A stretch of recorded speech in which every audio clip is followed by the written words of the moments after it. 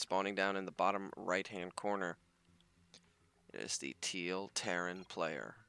It's Koda.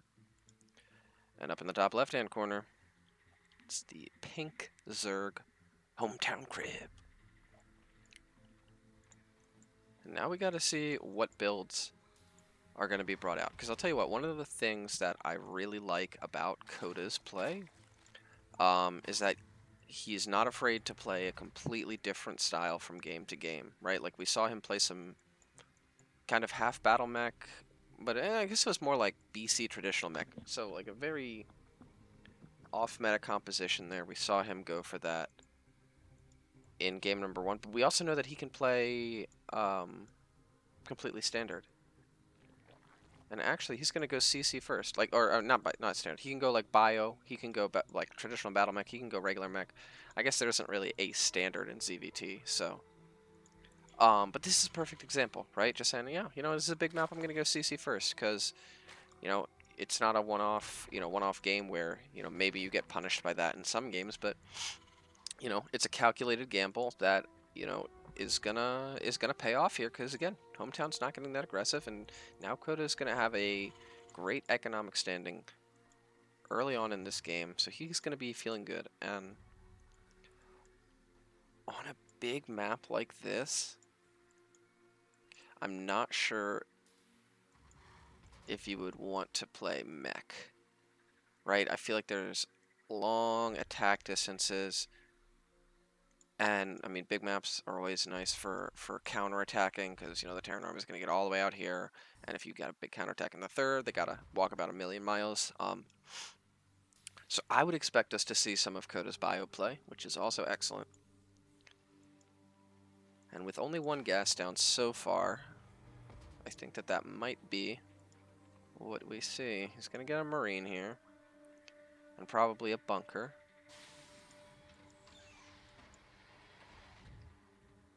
Yep. Do it. Build the bunker. Well, he's probably going to do that. Taking a look at Hometown, though. Excuse me. He's also going standard. He's got that, you know, sub 3-minute third base by a goodly margin that is indicative of somebody that wants to get all macroed up. So, you know, he's, despite Koda's super economic opening, I mean, Hometown's doing pretty much the same thing. So not really a huge headway advantage going to be given there either way. But it looks like it's going to be Reactor Hellion again to follow this up. While Hometown just chills back, and he's gonna drone up. He's gonna get his drone count nice and up while his speed starts to get complete, which will allow him to deal with. Oh no, it's not Reactor Hellion. Okay, interesting. No, it is. Okay, it is Reactor Hellion. Okay, cool. That's gonna be followed up with 3 racks, 1 with a tech lab. This is gonna be bio play, so it's gonna be 6 Hellions, probably to control the map, and then you know a nice 3 racks follow up with a decently timed stim, considering the quick double CC. But Hometown, I think, definitely going to scout this game. He does not want to get battlecruisered again, but he's going to see 2 barracks, and he's going to be like, okay, you know, I think he saw the tech lab as well. Oh, he actually didn't. But still, this does not read quite as indicatively of something weird like a BC build or Cloaked Banshees or anything. Looks like these first 2 Hellions are going to get out and scout around. This Queen will be here to greet them. It's going to get some poke damage in, but... Oh, almost gets a Hellion. That's nice. But now there's going to be 4 Stim on the way. Another Tech Lab that's going to be getting himself some quick combat shield. And this looks like a really strong build, though I would say the delaying of the starport is going to really cut down on his mobility. At least initially. But 18 Lings now coming out here for Hometown. But ooh, Koda maybe looking to get a pick off here. He's got 4 Hellions, the injured one in the back, but that's going to get zoned away by the Queens, and with more Lings finishing up, he's going to be fine. Starport now coming in here for Koda, and this is a cool build, because he's just going to swap that over. He's going to get his double medevacs out. He's got a engineering bay up, and he's getting his 3rd CC. So this is looks just like a, you know, Mr. Standard Terran macro play to me. Hometown getting him some safety spores just in case, along with Baneling speed, so he's gearing up for the mid-game as well. I think the one thing we really want to see from him right now is to power up on the gas and get those Evo chambers. His drone count is about to be really good. He's got 10 more finishing, Baneling speed on the way. So, you know, when these two medevacs finish, I think it's pretty inevitable that there's going to be a bunch of Marines out on the map. And I think he'll be able to deflect that because he should have Baneling speed by then. But, I mean, I guess it's only one engineering bay. There's the second one. But if he doesn't get those Evo chambers up soon, I feel like he's going to find himself pretty behind on the upgrades. Though, to be fair, 12 drones about to finish. He is going to be on 63 drones. He's going to be feeling great on his 3 bases, fully saturated. And there's the Evos. And now, you know, this is going to be the first test of those defenses. He's got Morlings coming in right on time, while the Hellions are going to, looks like, hit one side, while these medevacs hit another. But they've flown by Overlords. And this is going to be a tricky multi-prong. Both these represent a pretty decent threat. He's going to try and clear out some creep while he goes into the main with the medevacs, it looks like, and he can abuse this cliff an awful lot. It looks like Hometown's very much out of position right now as this drop in the main. Oh no, this could be bad. His army's nowhere close, and here come the Marines. Great instant pull here by Hometown, but he's got to book it back home with his entire army to defend this, and you know, Koda can just lift up and get out of here. It looks like he will do that. He's going to bleed out 1 or 2 Marines, but oh, now he could just drop in the 3rd base if he wanted to, but he's not. He's going to play it safe, and there is a spore there. So all in all, a pretty good defense. He was a little bit out of position, but you know, quick reactions meant he was able to escape without terrible damage. And 7 more drones on the way now. Oh, and he's just going to be annoying on this low ground. That is brutal. Going to get a few more pickoffs there, I think. Hometown probably wants to get himself a 4th base up, because looking behind this, Koda macro has not been skimping on the macro, as he's got his 3rd base landed and mining already, defended by Hellions. With 2-1 on the way, powering up more barracks, another factory. There's going to be a huge 3-base tank push that's going to have a lot of tanks and a lot of bio. And Hometown still droning up more. 4th base on the way, I like that. But actually, here it comes. Here it comes. It looks like Stim and Combat Shield are all done. He's still got these Hellions with the armory done. He can make them into Hellbats.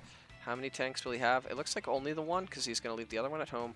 But he's still got this sneaky force heading off towards the natural. Again, this is going to leave this army without medevacs, which could be disastrous. There's no, you know, runaway plan there. But Hometown sees this drop coming, but now here is at least a little bit of the bulk of the main army. Oh, it looks like Hometown could be making a beeline for the 3rd base, which is relatively unguarded right now. But Koda could take that opportunity and just kind of go for the throat. Hydra transition has now begun. There's 12 Hydras on the way, but here's the attack. Not a ton here.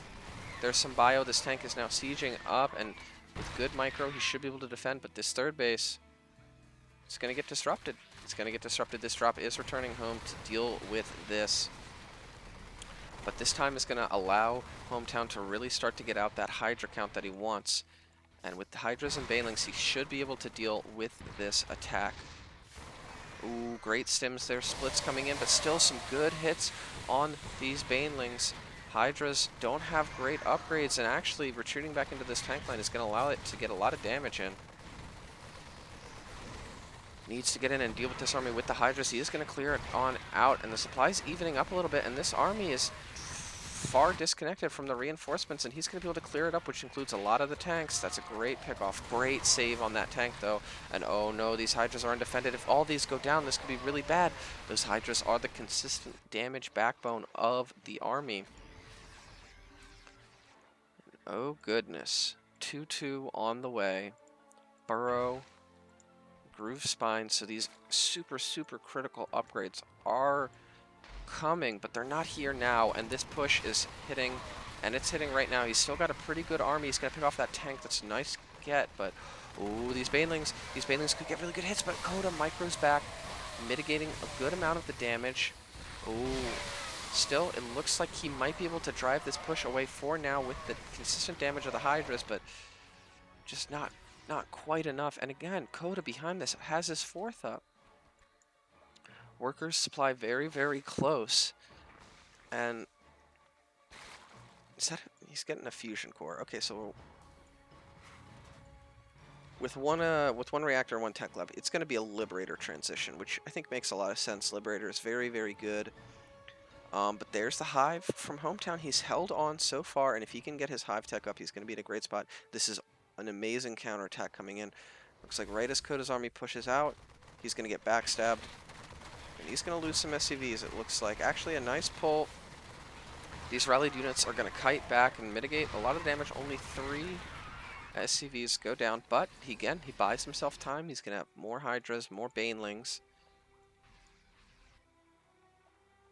But I really think he wants to get up that Hive tech. This is really cool. We see Koda pushing up through the center of the map and 2 counterattacking forces coming up different sides of the map. Koda wants to go press the issue, but Hometown not going to let him just yet. He's going to wait until he sees him at the edge of creep, and then I think we're going to see Hometown go in here. He's going to pick off these 3 SCVs that are idling while, oh, these tanks aren't sieged. Great reactions, though, here from Koda. Looks like he might lose 2 tanks, but across the map, there's not a ton here to defend. Oh, no, you can't fight that planter. He's going to go into the natural, though. He can do that. But all these banelings are about to finish. If he's distracted, he could get some huge, huge damage. And here he goes. He's going to get in on the SCV line. Action all over the map. And Koda has the bigger army for now, but he's getting counterattacked with huge baneling hits. That's all the bio. That's all the bio with this push. And that means he can get on top of it with the tanks. He needs to lift up. He needs to save as much of this as he can, and he saves a good amount of it. But again, behind this, 19 SCVs did die, and he cleaned up a large majority of that army. It looks like 3 of the tanks get out. But again, now Hive is done. This 4th base untouched, even a 5th base. He needs to get this gas up. But once he does, he's going to be in a great spot. We see these power upgrades, the 3-3, the Adrenal, that start to let your Lings trade out oh so well. And this is a really cool counterattack style. Ooh, looks like he's going to go in on the natural once again. This isn't where the Liberators and tanks are. Ooh, but again, all these tanks in the main. This counterattack is going to get hammered really hard. So it looks like he might clear up some of the army, but all in all, not the best trade compared to the last one. As these Liberators and the tanks are in position, I think he needs to wait for Koda to push out like he did last time. But still buying time, and this is one of the big game changers, the Greater Spire on the way. And if the Greater Spire finishes, and he can get, you know, 5 or 6 Broodlords out, he can deflect this push. Now, 10 Corruptors on the way right now. Again, he's still got this counterattacking force. Koda being diligent about getting these walls back up. That is very important.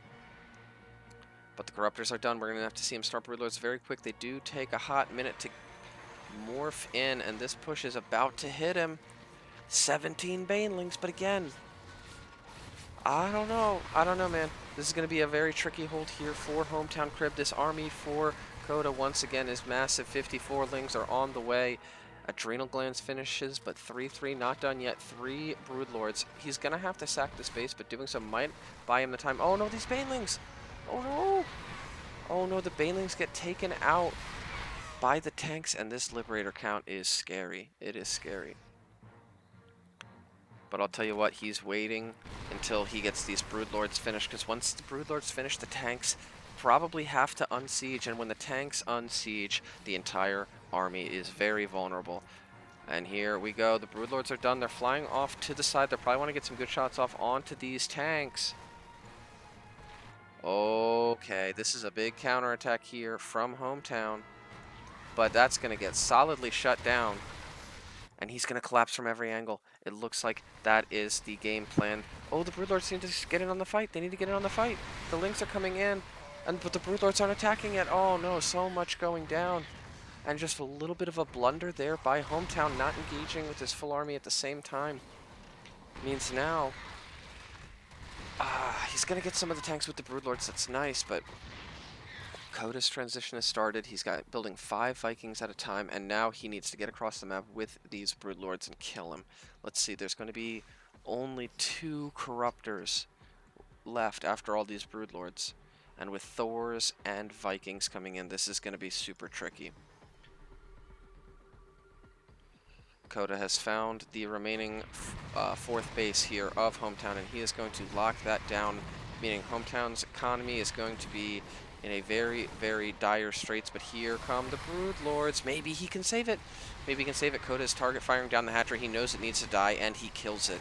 But now, oh no, these Broodlords, they're by themselves, but there comes the cavalry, all the Broodlords. And Koda says, whoa, whoa, whoa, I cannot fight this. And he gets the base, but he's pushed back. So many tanks, now largely mitigated by this high of a Broodlord count. But again, where are the Vikings? Where are the Vikings? He's pooling them up. He's pooling up all this anti-Broodlord attack force, and it looks like he might go drop with the Vikings, knowing that they're not going to aid him in this defense. They'll actually do more friendly fire than they're worth. But again, Koda just wants to buy time. He's going to lose one of these Vikings. That's a little unfortunate, but here comes the cavalry.